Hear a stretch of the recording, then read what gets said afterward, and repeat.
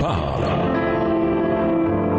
Chaque jour, Charles et Carole vous présentent la leçon de l'école du sabbat.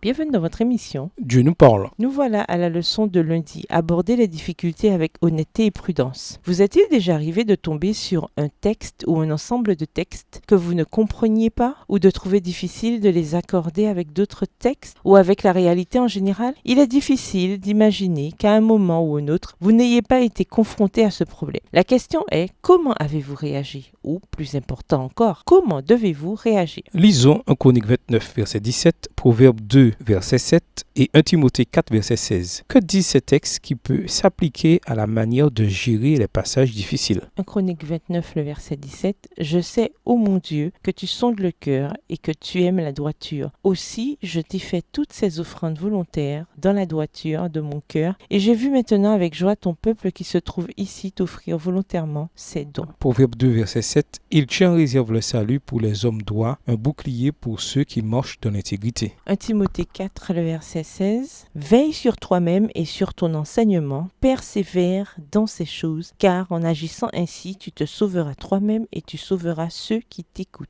Ce n'est que quand nous sommes honnêtes que nous pouvons affronter convenablement les difficultés. L'honnêteté nous protège de telle sorte que nous n'esquivons pas les difficultés ni n'essayons de les dissimuler. L'honnêteté nous retient aussi de donner des réponses superficielles qui ne résistent pas à l'épreuve d'un examen approfondi. Dieu aime l'honnêteté et l'intégrité. Par conséquent, nous devons imiter son caractère dans tout ce que nous faisons, y compris dans notre étude de la Bible. Les gens honnêtes abordent les difficultés de la Bible de manière à ne pas présenter l'information en dehors de son contexte, à ne pas tordre la vérité avec un langage tendancieux ou à induire en erreur les autres par la manipulation. Il vaut bien mieux attendre une réponse viable à une difficulté plutôt que de tenter de donner une solution évasive ou insatisfaisante. Être honnête dans nos études de la Bible a un autre effet. Cela renforce la confiance. Or, la confiance est au cœur de toute relation saine. Elle convainc davantage les gens que de simples réponses données à la légère. Il vaut mieux dire que l'on ne sait pas comment répondre à la question ou expliquer précisément le texte plutôt que d'essayer de lui faire dire ce que l'on veut quand il dit tout autre chose. Les gens prudents veulent connaître sincèrement la vérité de la parole de Dieu et, par conséquent, s'assurent toujours qu'ils ne tirent pas de conclusions hâtives qui seraient fondées sur une connaissance limitée ou des preuves fragiles. Ils ne sont pas pressés dans leurs réflexions, mais rigoureux et diligents dans leur étude de la parole de Dieu et de toute information associée. Que faites-vous ou que devriez-vous faire des textes que vous ne comprenez pas totalement ou qui ne semblent pas correspondre à votre compréhension de la vérité? Au revoir. Et à demain si Dieu veut.